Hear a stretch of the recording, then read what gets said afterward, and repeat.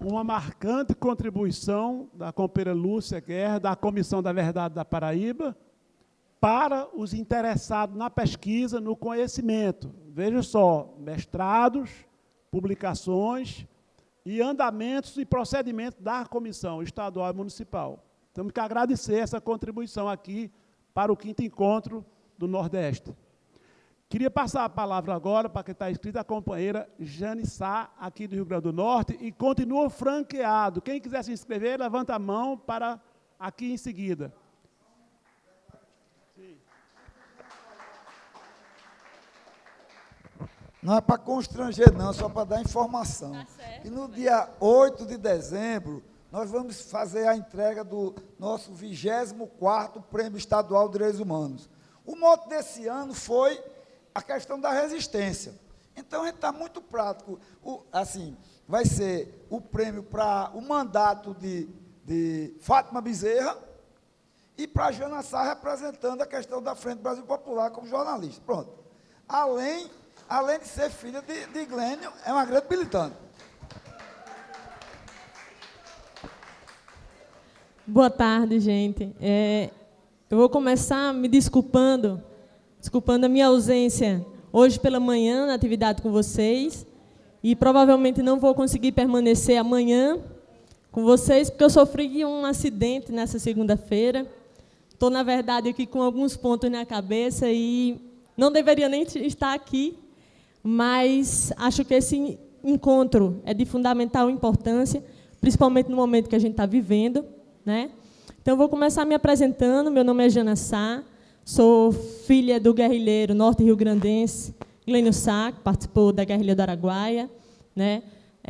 Combateu a ditadura militar desde os 16 anos, foi preso 3 vezes, 2 no Ceará, antes de se deslocar para a região do sul do Pará, onde participou da guerrilha do Araguaia.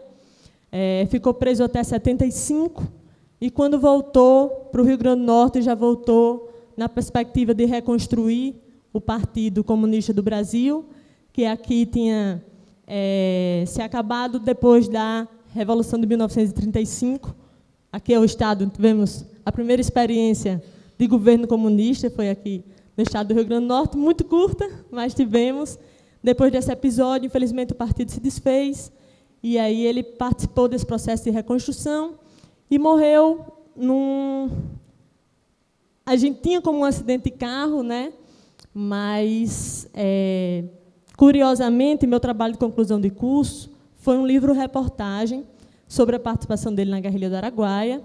E, nesse momento, eu comecei a fazer uma pesquisa sobre esse provável acidente, né? Apesar de ter sido na década de 90, foi no ano de 1990, o ano da morte dele, são os documentos da ABIN que me despertaram essa curiosidade e essa pesquisa, porque são eles que mostram que a perseguição a Painho durou até o ano da morte dele, né? 10 anos depois da promulgação da primeira lei de anistia.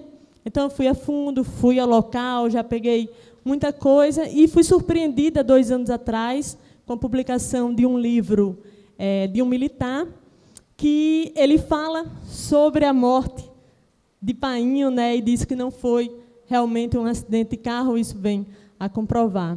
Então, assim, esse curto depoimento, que não dá para contar, 24 anos de trajetória política, né, é para mostrar a importância desse encontro, gente. E, às vezes, eu me sinto até culpada quando eu vejo alguém, como um professor da universidade, onde eu estava fazendo uma panfletagem a semana passada, chamando para atividade no dia 10 de novembro, nós fizemos aqui no Rio Grande do Norte, né, na véspera de entrar em vigor a nova reforma trabalhista, nós fizemos um ato aqui em Natal, e a gente fez uma agenda de mobilização, que incluía panfletagens, e um professor da Universidade Federal do Rio Grande do Norte me chamou de filhote de terrorista, porque já tinha a biografia, né, chamando a volta da ditadura militar.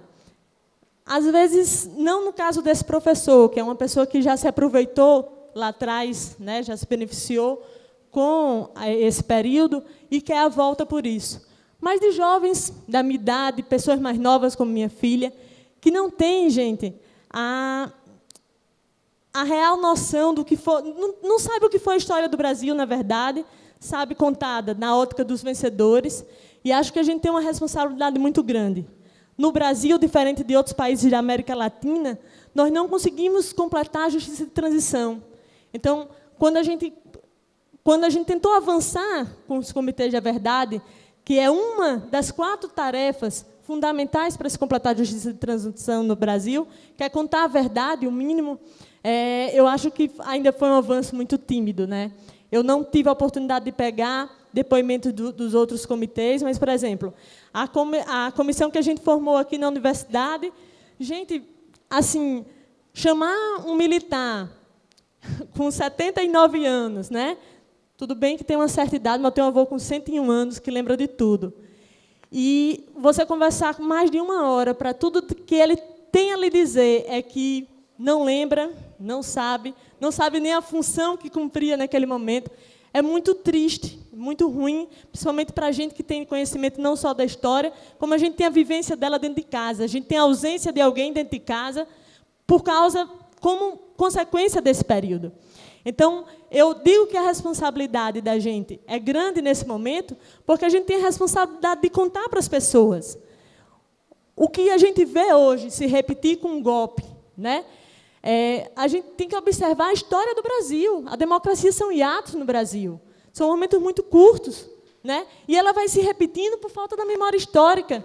Como é que eu posso querer que um jovem da minha idade tenha compreensão de que esse momento de corrupção, que a corrupção não é o principal fator, que a ditadura militar não vai colocar, se eles não conhecem o que foi a ditadura militar? Isso está na instância da gente aqui, gente. Mas para as pessoas, para os jovens, a gente tem essa tarefa. Eu acho que um encontro desse cumpre um papel importante, não só da gente estar conversando entre a gente, mas para a gente ter na perspectiva de voltar para os nossos estados e continuar nessa tarefa de contar realmente a verdade, de cumprir pelo menos uma dessas 4 tarefas que a ONU aponta como fundamental para completar a justiça de transição. Porque não é possível. A gente vai viver assim. Eu falo demais assim, no período quando a Dilma ainda estava no governo, e a gente na luta, na resistência, mostrando que o que estava acontecendo era um golpe.